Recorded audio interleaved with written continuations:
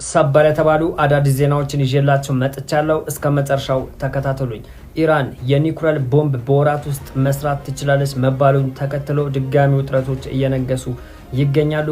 ከዚህም መንጫጫት ጀምረዋል። ዓለም አቀፍ የአቶሚክ ኤነርጂ ኤጀንሲ ባወጣው መግለጫ ኢራን በወራት የሚጠጋ ጊዜ ውስጥ የኒውክሌር ቦምብ የመስራት አቅሙ አላት ብለዋል።